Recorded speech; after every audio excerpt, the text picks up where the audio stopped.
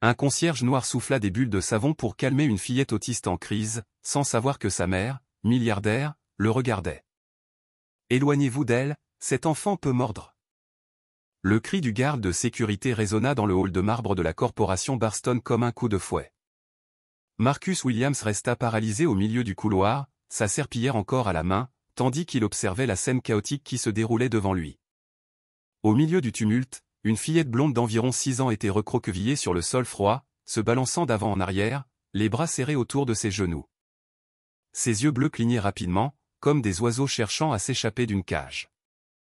Autour d'elle, 5 cadres en costume restaient immobiles comme des statues inutiles, chuchotant entre eux au sujet d'épisodes et de crises comportementales. Marcus avait 42 ans et 20 ans d'expérience avec des enfants à besoins spéciaux, d'abord comme professeur, puis comme père d'une fille autiste. Il savait reconnaître la surcharge sensorielle quand il la voyait et il savait aussi que ces nantis n'avaient aucune idée de ce qu'ils faisaient. Puis-je essayer d'aider ? Marcus fit un pas en avant, sa voix tranquille coupant la panique collective. Le garde de sécurité lui bloqua le passage avec son bras. Vous n'êtes que le concierge de nuit. Ne vous mêlez pas de ça. Le dernier employé qui a essayé de l'approcher a été licencié sur le champ. Marcus ne répondit pas. Au lieu de cela, ses yeux rencontrèrent ceux de la fillette et quelque chose se passa entre eux. Une reconnaissance silencieuse qui transcendait toute barrière sociale. Il avait vu ce même regard perdu dans les yeux de sa propre fille, Zoé, des années auparavant. Ignorant complètement le garde de sécurité, Marcus s'approcha de son chariot de nettoyage et prit une petite bouteille de déterge. Puis, sans dire un mot, il s'assit sur le sol de marbre italien, maintenant une distance respectueuse de 3 mètres de la fillette. Il mouilla ses doigts dans l'eau du seau et commença à faire des bulles de savon. 1, 2, 3. Le balancement de la fillette diminua. Ses yeux se fixèrent sur les sphères irisées qui flottaient dans l'air comme des secrets réticents à se poser. Marcus continua. Chaque bulle, une petite œuvre d'art éphémère, emportant un peu de l'attention. Du haut de la mezzanine, une femme observait en silence. Gabrielle Ward, la PDG milliardaire de Barston Biotech, avait dirigé des salles remplies de leaders mondiaux et écrasé des acquisitions hostiles avant même son 2e petit déjeuner. Mais maintenant, en voyant un concierge calmer sa fille avec des bulles de savon, elle pouvait à peine respirer. Eva, sa fille, son mystère, son fardeau le plus lourd, était enfin calme. Non pas grâce au thérapeute à $2000 par semaine, ni aux spécialistes venus de Suisse, mais grâce à un homme noir en uniforme de concierge qui avait eu le courage de s'asseoir par terre. Gabrielle prit l'ascenseur, ses talons résonnant comme des sentences sur le marbre tandis qu'elle s'approchait de la scène. Tous les cadres se redressèrent automatiquement, mais Marcus continua de faire des bulles, complètement inconscient de la tempête corporative qui était sur le point de se déchaîner sur lui. Monsieur Williams. La voix de Gabrielle coupa l'air comme du verre brisé. Je dois vous parler maintenant. Marcus se leva lentement, le regard toujours fixé sur la fillette qui était maintenant allongée sur le côté, complètement calme, observant une unique bulle qui flottait juste au-dessus de son visage. Il savait qu'il était sur le point d'être licencié. 20 ans de carrière détruits pour un moment de compassion. Mais quand il regarda dans les yeux de Gabrielle Ward, il vit quelque chose qu'il n'attendait pas. Ce n'était pas de la colère, mais quelque chose de bien plus dangereux, de la gratitude. Et ceux qui connaissent les gens véritablement puissants savent que leur gratitude a toujours un prix que l'on ne voit jamais venir. Si cette histoire de la façon dont un simple geste de gentillesse était sur le point de changer de vie pour toujours vous plaît, n'oubliez pas de vous abonner à la chaîne, car ce qui s'est passé dans ce bureau au cours des 15 minutes suivantes allait complètement redéfinir les règles du jeu. Le bureau de Gabrielle Ward occupait tout le 42e étage avec des baies vitrées offrant une vue panoramique sur Manhattan qui coûtait plus cher que ce que la plupart des gens gagnaient en une décennie. Marcus entra lentement, ses baskets en caoutchouc faisant un bruit sourd sur le tapis perçant à 6 chiffres. « Asseyez-vous » ordonna Gabrielle, désignant une chaise en cuir qui coûtait probablement plus que le salaire mensuel de Marcus. Elle resta debout derrière son bureau en verre, une tactique intimidante qu'elle avait perfectionnée lors de 1000 réunions d'entreprise. « Qui vous a appris ça » demanda-t-elle finalement, ses yeux bleus fixés sur lui. Les bulles, la technique. Quoi que ce fût. Marcus prit une profonde inspiration. Ma fille est autiste. Je l'ai appris par nécessité. Votre fille ? Gabrielle répéta les mots comme si elle testait un concept étrange. Et où avez-vous appris les techniques thérapeutiques ? Dans un cours du soir? Lors d'un atelier de week-end? La condescendance était subtile, mais Marcus la saisit immédiatement. 20 ans passés à côtoyer des parents riches qui croyaient que l'argent achetait l'expertise lui avait appris à reconnaître ce ton. J'ai été professeur d'éducation spécialisé pendant 17 ans, répondit-il calmement. Spécialisation en troubles du spectre autistique de l'Université de Columbia, master en psychologie de l'éducation. Le silence qui suivit fut assourdissant. Gabrielle cligna des yeux une fois, puis deux, comme si elle traitait une erreur de système. Professeur, elle prononça le mot lentement, comme si elle savourait un mensonge particulièrement élaboré. Et maintenant vous travaillez comme concierge de nuit. Les gens ont besoin de manger, répondit Marcus sans émotion. Les budgets de l'éducation ont été réduits. Les programmes d'éducation spécialisés ont été les premiers à disparaître. Ce n'est pas exactement un marché très florissant pour les professeurs spécialisés dans les enfants que le système préfère ignorer. Gabrielle s'assit enfin, son contrôle exécutif vacillant pour la première fois depuis des années. Vous êtes en train de me dire que vous avez plus de qualifications que la plupart des thérapeutes que j'ai engagés pour Eva, et que vous travaillez comme concierge. Je vous dis que les qualifications sur papier ne signifient rien si vous ne savez pas comment vous connecter. Marcus se pencha légèrement en avant. Combien de spécialistes avez-vous amené à Eva? 10, 20, tous avec des titres impressionnants et des prix encore plus impressionnants. Le muscle de la mâchoire de Gabrielle se contracta. 43 professionnels différents en 4 ans. Et combien l'ont fait parler? Aucun. Marcus hocha la tête. Parce qu'ils sont venus pour la réparer. Je suis venu pour la connaître. Gabrielle resta silencieuse un long moment, étudiant l'homme devant elle. Tout en lui défiait ces catégories soigneusement organisées. Un concierge noir avec un master, un homme qui nettoyait des toilettes, mais parlait comme un universitaire, quelqu'un qu'elle avait jugé jetable, mais qui possédait exactement la compétence qu'elle avait désespérément cherchée pendant des années. Je veux vous engager, dit-elle finalement, pour travailler avec Eva comme thérapeute. 15 000 $ par mois à mi-temps. Gardez votre emploi actuel jusqu'à ce que nous soyons sûrs que cela fonctionne.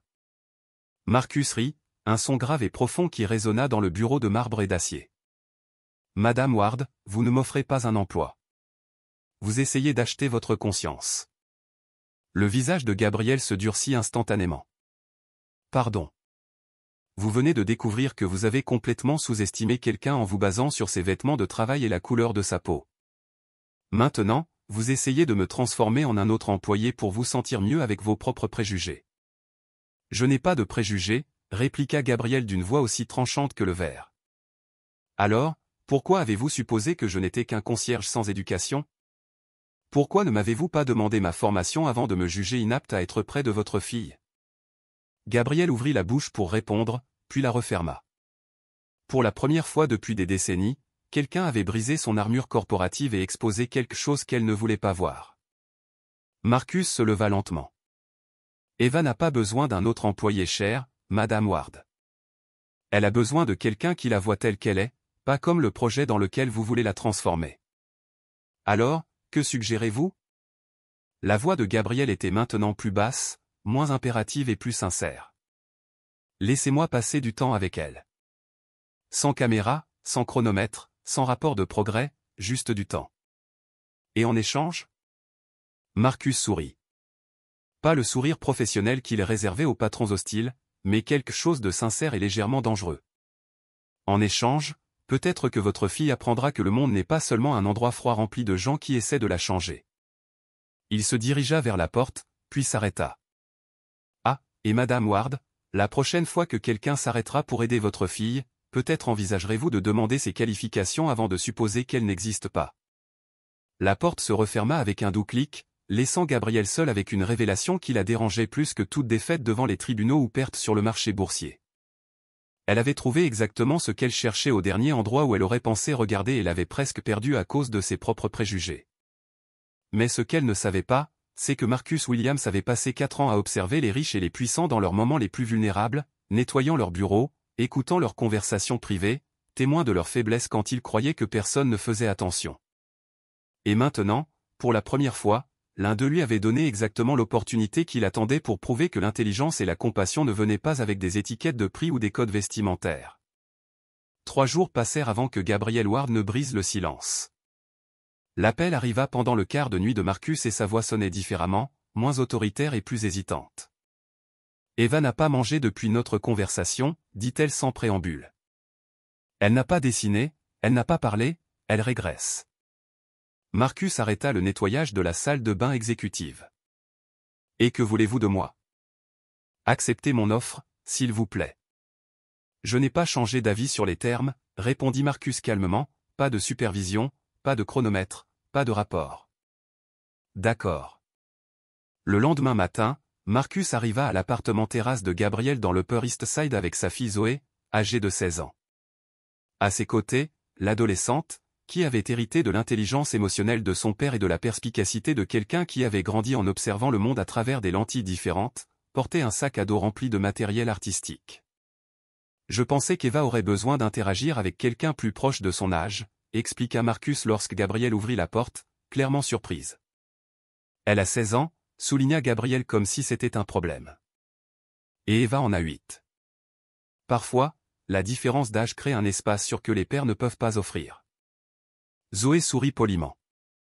Bonjour, Madame Ward. Mon père m'a parlé d'Eva. J'ai apporté du matériel qui pourrait l'intéresser.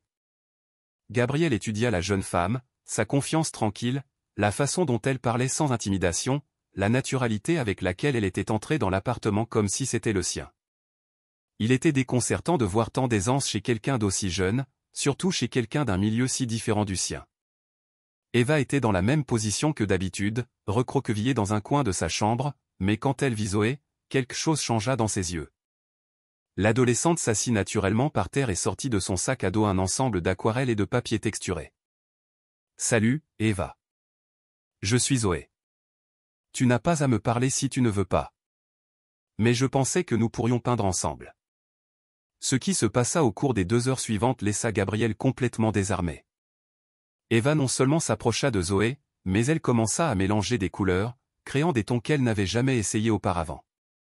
Et quand Zoé commença à raconter des histoires sur les couleurs, comme que le bleu était le ciel voulant embrasser la terre ou que le jaune était le soleil qui riait, Eva murmura son premier mot depuis des jours, orange. C'est ça, sourit Zoé. L'orange, c'est quand le rouge et le jaune décident de danser ensemble. Marcus observait depuis la porte, prenant des notes mentales non seulement sur Eva, mais aussi sur les réactions de Gabriel. La femme filmait discrètement avec son téléphone portable, une habitude corporative de tout documenter, mais aussi quelque chose de plus profond. Pour la première fois, elle voyait sa fille non pas comme un problème à résoudre, mais comme une personne que l'on commençait à comprendre. Mais la paix ne dura pas longtemps. Madame Ward. La voix venait de l'interphone. Le docteur Panton est là pour la séance prévue avec Eva. Le visage de Gabriel se durcit. J'avais complètement oublié.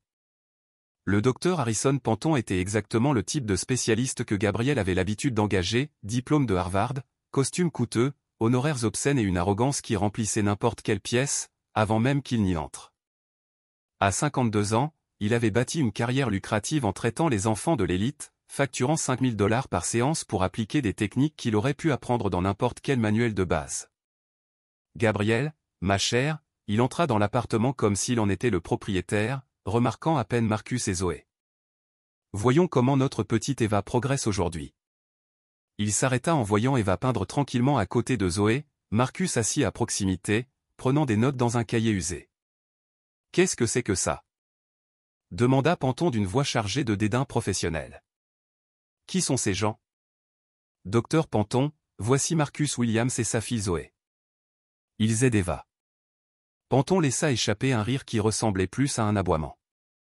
Aidez, Gabriel, vous ne pouvez pas laisser n'importe qui interagir avec une enfant qui a besoin de soins spécialisés. C'est irresponsable et potentiellement nuisible. Marcus se leva lentement, rendant sa taille encore plus évidente. Docteur Panton, n'est-ce pas? J'ai lu certains de vos articles. Il est intéressant de voir à quel point vos techniques révolutionnaires sont presque identiques aux pratiques standards que les professeurs utilisaient il y a 10 ans. Professeur? Panton rit de nouveau. Ah, alors vous êtes l'un de ceux-là. Laissez-moi deviner. Éducation spécialisée, une université communautaire. Vous croyez que l'amour et la patience résolvent tout. Columbia, master en psychologie de l'éducation, 17 ans d'expérience pratique. Et vous avez raison sur une chose, je crois que l'amour et la patience fonctionnent mieux que l'arrogance et les prix gonflés. Le silence qui suivit fut tendu. Eva avait arrêté de peindre et regardait les adultes, les épaules tendues. « Gabriel, dit Panton d'une voix maintenant glaciale, si vous voulez continuer avec mes services, je dois insister pour que vous gardiez les amateurs à l'écart du traitement d'Eva. C'est totalement non professionnel. » Gabriel regarda Eva, qui s'était instinctivement rapprochée de Zoé, puis Marcus, qui gardait un calme impressionnant face à l'hostilité évidente, et finalement Panton, dont la posture rayonnait le genre d'autorité qu'elle avait respecté pendant des années sans se poser de questions. « Docteur Panton, dit-elle finalement, peut-être pourrions-nous fixer un autre rendez-vous pour un autre jour. » « Si c'est ainsi que vous voulez gérer le traitement de votre fille, répondit-il en prenant sa mallette en cuir. Je ne peux pas être tenu responsable des résultats. Lorsque cette expérience échouera, et elle échouera, mon numéro de téléphone restera le même. Après son départ, l'appartement resta silencieux. Eva s'était remise à peindre, mais ses coups de pinceau étaient plus rapides, plus agités. « Il parle toujours comme ça ?» demanda Zoé. Gabriel hocha lentement la tête. La plupart des spécialistes sont sûrs de tout. La certitude, murmura Marcus en écrivant quelque chose dans son cahier. C'est un luxe que seuls peuvent se permettre ceux qui n'ont jamais douté d'eux-mêmes. Cette nuit-là, après le départ de Marcus et Zoé, Gabriel resta éveillé, repassant tout ce qu'elle avait vu. Pour la première fois depuis des années, Eva avait passé 3 heures sans une seule crise. Elle avait expérimenté de nouvelles couleurs, s'était connectée avec une autre personne, et l'homme qui avait rendu cela possible avait été instantanément disqualifié par un expert qui facturait plus pour une séance que Marcus ne gagnait en 2 mois. Ce qu'elle ne savait pas, c'est que Marcus avait passé ces 3 heures non seulement à observer Eva, mais aussi elle. Chaque réaction, chaque hésitation, chaque moment de doute avait été soigneusement noté dans son carnet. Car Marcus Williams avait appris quelque chose d'important pendant ces années à nettoyer les bureaux des cadres. Les personnes les plus puissantes du monde font rarement face à leurs propres contradictions, et quand elles le font enfin, la révélation peut être dévastatrice. Alors qu'il marchait dans les rues sombres vers le métro, Marcus ouvrit son téléphone et envoya un message à un contact qu'il n'avait pas utilisé depuis des mois. « J'ai besoin d'une faveur. Demain soir. C'est à propos de ce projet dont nous avons discuté. » La réponse arriva en quelques secondes. « Je pensais que tu avais abandonné cette idée. J'ai abandonné beaucoup de choses quand ma femme est morte, mais certaines batailles en valent la peine, surtout quand on trouve enfin le bon champ de bataille. » La réunion d'urgence du conseil médical de Barston Biotech eut lieu un jeudi gris, convoqué par le docteur Panton après qu'il eut découvert que Marcus avait été formellement engagé comme conseiller thérapeutique d'Eva. La salle de conférence sentait le café cher et les égos blessés. « C'est absurde, dit Panton en tapant les papiers sur la table en verre. Une entreprise de la taille de Barston ne peut pas permettre à des charlatans sans référence de compromettre des traitements médicaux sérieux. » La docteure Miranda Foster, neuropsychiatre infantile, hocha la tête énergiquement. « Je suis tout à fait d'accord. Thérapie avec des bulles de savon. C'est de la pseudoscience dangereuse. » Gabrielle était assise au bout de la table avec son ordinateur portable ouvert, mais son attention était partagée entre la discussion et les photos qu'elle recevait d'Eva. La fillette peignant, souriant, interagissant avec Zoé d'une manière qu'elle n'avait pas vue depuis des années. « Madame Ward. » Le docteur Panton se pencha en avant. « Je dois être direct. Si vous continuez avec cette expérience, je ne peux plus associer mon nom aux soins d'Eva. Ma réputation professionnelle est en jeu. » « Votre réputation ?» répéta Gabriel lentement. « Basée sur quel résultat exactement, docteur Panton ? » Le silence qui suivit fut gênant. En 2 ans de traitement, Eva n'avait montré aucun progrès significatif sous les soins de Panton. À ce moment-là, la porte s'ouvrit et Marcus entra, vêtu non de son uniforme de concierge, mais d'un costume simple et d'une mallette en cuir. Derrière lui, une femme élégante aux cheveux gris que personne ne reconnut immédiatement. « Madame Ward, merci de me permettre de participer à cette discussion, » dit Marcus calmement, ignorant complètement les regards hostiles autour de la table. « Vous n'avez pas été invité, » siffla la docteure Foster. « En fait, » sourit la femme derrière Marcus. « J'ai demandé qu'il soit là. » Docteur Sarah Chen, rédactrice en chef du Journal of Clinical Practice. Je suis ici pour discuter de certaines irrégularités préoccupantes qui nous sont parvenues. Le visage de Panton pâlit visiblement. Marcus ouvrit sa mallette et sortit une série de documents. Pendant les 4 ans que j'ai travaillé dans cet immeuble la nuit, j'ai eu un accès involontaire à de nombreuses conversations et documents. Au début, j'ai ignoré, mais quand j'ai réalisé le schéma, j'ai commencé à documenter. Il fit glisser des photographies sur la table. Docteur Panton, ce sont des copies de vos rapports sur Eva des 18 derniers mois. Tous identiques, avec juste des dates différentes. Copier-coller n'est pas exactement ce que j'appellerais une attention personnalisée. C'est une violation de la vie privée, balbutia Panton. C'est une documentation de fraude médicale, corrigea froidement la docteur Chen. Facturer $1000 par séance en utilisant des rapports préfabriqués est un crime fédéral. Marcus continua à parler d'une voix calme tandis que le chaos éclatait autour de la table. Docteur Foster, voici les transcriptions de vos conversations téléphoniques où vous discutez de la façon de prolonger le traitement d'enfants riches pour maximiser les profits, enregistrés par inadvertance par le système de nettoyage du bureau, mais parfaitement audible. La docteur Foster se leva brusquement, renversant sa chaise. Je vous poursuivrai tous en justice. Avec quel argent? Marcus sourit pour la première fois. Parce que l'enquête fédérale sur votre plan de surfacturation a commencé ce matin, basée sur des preuves que j'ai recueillies pendant 4 ans.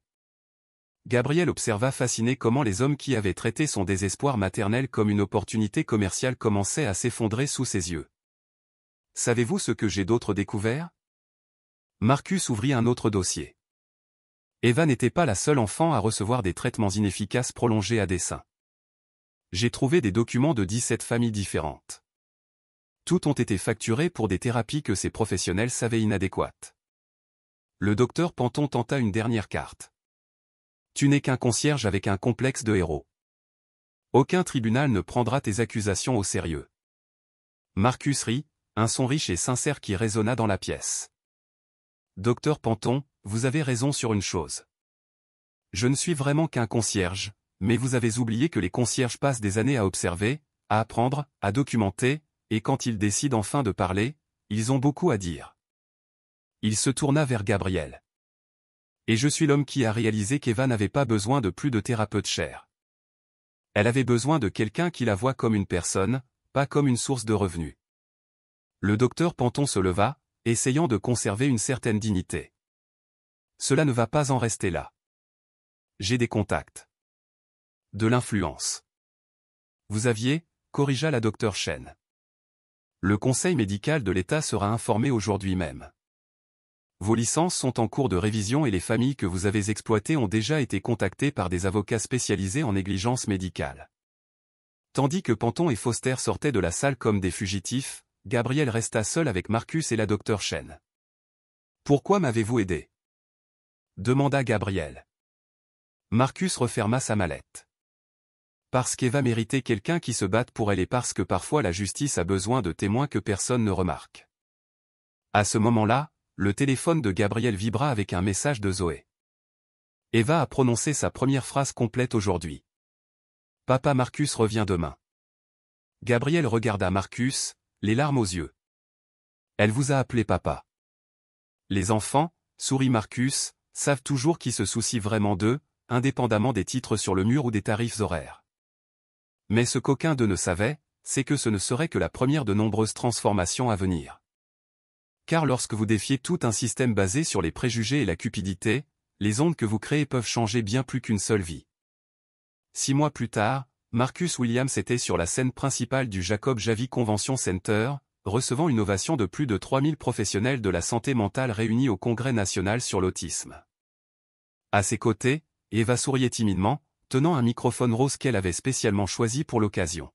« Je m'appelle Eva », dit-elle d'une voix claire qui résonna dans l'auditorium. Et lui, c'est papa Marcus. Il m'a appris qu'être différente ne veut pas dire être cassé. Le public éclata en applaudissements. Au premier rang, Gabriel essuyait discrètement ses larmes, ne se souciant plus de son image corporative soigneusement construite. Le docteur Panton et la docteur Foster étaient devenus des parias de la communauté médicale. Les enquêtes fédérales avaient abouti à des amendes de $2 millions chacun, la perte de leur licence médicale et une liste de poursuites pour négligence qui les occuperait pendant les 10 prochaines années. Panton vendait maintenant des assurances-vie par téléphone. Foster avait déménagé au Montana, où elle tentait de reconstruire sa vie en tant que chauffeur Uber. Le programme Williams Ward pour l'inclusion neurodiverse, continua Marcus, ne concerne pas seulement la thérapie, il s'agit de reconnaître que chaque enfant possède des dons uniques que le monde doit apprendre à valoriser. La fondation qu'il et Gabriel avaient créée ensemble avait déjà formé plus de 500 éducateurs aux techniques non conventionnelles. La méthode des bulles thérapeutiques avait été documentée dans 17 études universitaires, montrant des résultats supérieurs au traitement traditionnel dans 86% des cas. Zoé, maintenant âgée de 17 ans, était devenue une défenseure reconnue nationalement des droits des enfants neurodiverses. Son discours au Congrès 3 mois plus tôt avait conduit à l'approbation d'une loi fédérale garantissant l'accès aux thérapies alternatives dans le système de santé publique. Savez-vous ce qui me passionne le plus ? Continua Marcus en observant les visages attentifs du public. Eva n'est plus la seule. Nous avons 237 enfants dans le programme, chacun découvrant son propre langage de couleurs, de sons et de mouvements, et leurs parents, cadres, médecins, professeurs apprennent que l'amour n'a pas de protocole technique. Gabriel avait quitté la présidence de Barston Biotech pour se consacrer entièrement à la fondation. Sa fortune personnelle, auparavant concentrée sur les acquisitions corporatives, finançait désormais des centres d'inclusion dans 16 États. Le Wall Street Journal lui avait consacré un article de couverture avec le titre « De la salle de réunion au sol ». Comment une PDG a appris à diriger à genoux? Les gens me demandent, Marcus sourit à la caméra qui transmettait en direct, est-ce que je ressens de la colère pour les années perdues à nettoyer des salles de bain alors que j'aurais pu enseigner? La vérité est que ces années m'ont appris quelque chose qu'aucune université ne pourrait, comment observer, comment écouter, comment reconnaître la valeur là où d'autres ne voient que l'invisibilité. Eva s'approcha à nouveau du microphone. Papa Marcus dit que nous sommes tous des œuvres d'art. Certains ont juste besoin de peintures différentes. Dans le public, les parents pleuraient ouvertement. Les professionnels prenaient des notes frénétiquement. Les journalistes documentaient chaque mot d'une fillette qui 3 ans plus tôt avait été considérée comme un cas perdu par la médecine traditionnelle. La plus grande ironie, conclut Marcus, est que les hommes qui ont tenté de me faire taire ont fini par amplifier ma voix au monde entier. Le docteur Panton avait raison sur une chose, je n'étais qu'un concierge, mais il a oublié que les concierges passent des années à observer, à apprendre, à documenter, et quand ils décident enfin de parler, ils ont beaucoup à dire. Le public se leva pour l'ovationner. Les flashs crépitèrent. Les réseaux sociaux explosèrent avec concierge professeur et Eva Guéry. Cette nuit-là, lors du dîner de gala, Marcus reçut le prix national de l'innovation en éducation spécialisée. Dans son discours de remerciement, il dédia le prix à tous les enfants, ceux qui ont été qualifiés de brisés alors qu'ils étaient seulement incompris, et aux parents qui ont eu le courage de remettre en question les experts qui réclamaient des fortunes pour appliquer des préjugés déguisés en science. Eva dormit sur les genoux de Gabriel pendant le trajet de retour à la maison, les doigts encore maculés de peinture bleue et jaune de l'atelier d'art auquel elle avait assisté cet après-midi-là. Zoé éditait une vidéo sur son ordinateur portable, documentant un jour de plus dans la vie d'une famille qui avait complètement redéfini le sens de la normalité. « Sais-tu ce qui a tout changé ?» demanda Gabriel à Marcus alors qu'ils observaient le paysage urbain depuis la vitre de la voiture. « Quoi ? Tu as refusé d'accepter la place qu'on t'avait assignée ? Si j'étais resté le concierge invisible, Eva serait toujours silencieuse, je continuerais à payer des charlatans et 237 autres familles continueraient à chercher des réponses au mauvais endroit. » Marcus sourit. Parfois, la meilleure vengeance n'est pas de détruire ceux qui vous sous-estiment, c'est de leur prouver qu'ils avaient tellement tort que tout le monde s'en rend compte. Aujourd'hui, la méthode Williams est enseignée dans 43 universités. Eva, à 12 ans, peint des tableaux qui se vendent dans des galeries de New York, et tous les revenus sont destinés à des programmes d'inclusion. Et Marcus n'a plus jamais eu à nettoyer une salle de bain de sa vie, mais il garde l'uniforme de concierge encadré dans son bureau avec une plaque qui dit « Souvenir du temps où les gens croyaient savoir qui j'étais ». Si cette histoire de la façon dont un homme a transformé les préjugés en un but vous a touché le cœur, abonnez-vous à la chaîne pour découvrir d'autres histoires qui prouvent que la plus grande révolution se produit lorsque nous cessons d'accepter la place que d'autres choisissent pour nous et commençons à construire le monde que nos enfants méritent d'habiter.